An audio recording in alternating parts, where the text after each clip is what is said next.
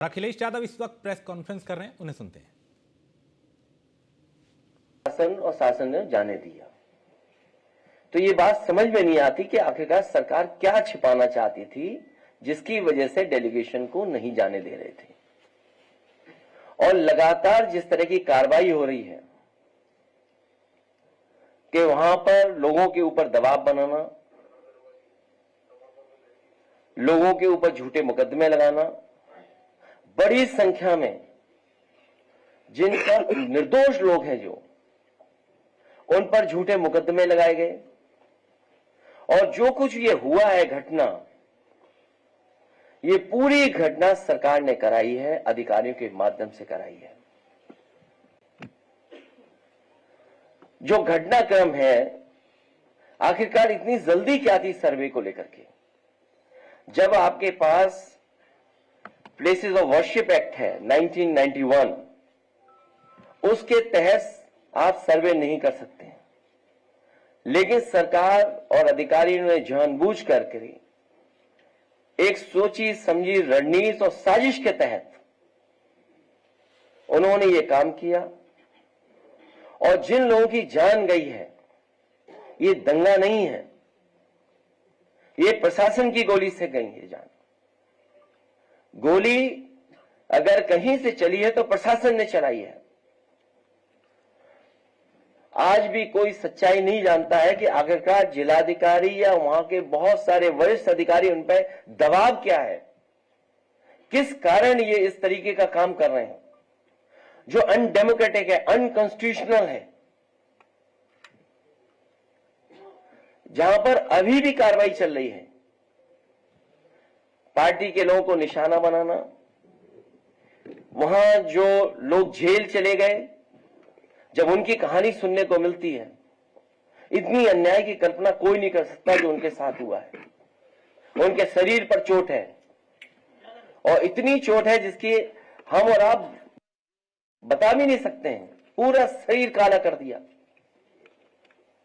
बहुत पीटा है, इतना पीटा कि जान चली जाती। और उन पर दबाव बना रहे हैं कि जैसा प्रशासन चाहता है वैसे बयान दीजिए आप। जब हमारी पार्टी के विधायक और लोग गए मिलने, तो उसके बाद सस्पेंशन हो गया अधिकारियों का, और सस्पेंशन भी जाति के आधार पर हुआ, और फिर बैलेंस करने के लिए फिर एक सस्पेंशन किया गया। ये कहां की सरकार है? ये भारतीय जनता पार्टी के लोग जो सरकार में बैठे हैं, ये भाईचारा के पक्ष में नहीं है, ये दरारवादी पार्टी है। भारतीय जनता पार्टी दरारवादी पार्टी है, दरारवादी पार्टी। इनके लिए इंसान के जीवन का कोई मोल नहीं है, क्योंकि उसी से वो राजनीति करना चाहते हैं, उसी से राजनीतिक लाभ लेना चाहते हैं।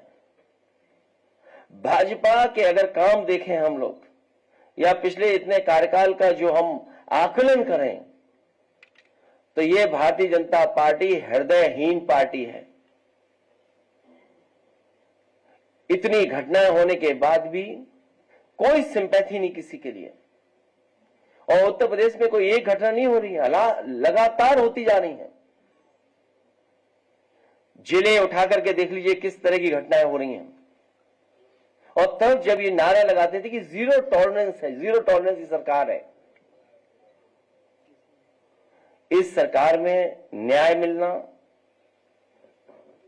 और न्याय के साथ साथ लोगों की सुनवाई हो, इस सरकार में कहीं दिखता नहीं है सुनवाई भी। भाजपा सरकार के दो पड़ले हैं, एक है पीडीए के खिलाफ अन्याय और दूसरा है भ्रष्टाचार। अन्याय तो हम लोग आप लोग जानते ही हैं, और भ्रष्टाचार को लेकर के तो अब तो चर्चाएं आम हो गई हैं। उन्हीं के अपने लोग भ्रष्टाचार के किस सीमा तक एक दूसरे पर आरोप लगा रहे हैं। ये बात तो पत्रकार साथी ज्यादा समझते होंगे या राजनीति को जो समझते होंगे वो बेहतर समझते होंगे कि कौन किस पे आरोप लगवा रहा है भ्रष्टाचार के।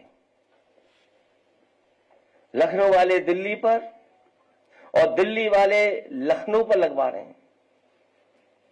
भाजपा सरकार के दो पलड़े हैं, एक है पीडीए के खिलाफ अन्याय और दूसरा है भ्रष्टाचार।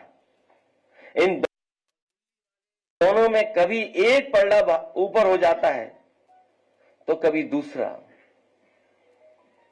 इसी डिसबैलेंस को छुपाने के लिए संभल जैसी साजिश की गई है। और जो इलेक्शन में लूट हुई थी कुंदरकी में, मीरापुर में, उसको छिपाने के लिए भी संभल जैसी घटना हुई है। जानबूझ कर करके कुंदरकी का जो वोट की लूट हुई, जो पुलिस प्रशासन के माध्यम से वोट पड़वाए गए, जो वीडियो निकले, तस्वीरें आई, उससे आम जनमानस जान गया कि इन्होंने चुनाव नहीं कराया, इन्होंने पुलिस के माध्यम से वोट लूटे हैं। और वही सरकार कह रही है कि अगर कुंदरकी जीत सकते हैं तो मीरापुर मिल्कीपुर क्यों नहीं। और मैं एक बार फिर कहता हूं कि संभल की घटना नहीं थी, ये बहुत बड़ी साजिश और षड्यंत्र था। जो खोदने वाले लोग हैं वो रुकने वाले नहीं हैं। अभी हाल ही में इन्होंने आगरा में भी एक एएसआई की संरक्षित बिल्डिंग को गिराने का काम किया। और आगरा में जब जानकारी लोगों को हुई, समाजवादी पार्टी ने अपने तमाम प्लेटफॉर्म पे जब बात ये उठाई तो न केवल वो प्रोटेक्टेड बिल्डिंग को रोका गया, बल्कि जो तोड़ना चाहता था उसके पीछे टीम लगा करके भेज दिया गया है। सुनने में आया वो आगरा से फरार है, लेकिन जो जानकारी मिल रही है, जानकारी है कि विक्रमादित्य और कालिदास के आसपास ही कहीं वो है। जो सोचिए, एएसआई की प्रोटेक्टेड बिल्डिंग को तोड़ रहा था ठेकेदार, वो अधिकारियों से मिलकर के कोई कारोबार बड़ा करना चाहता था।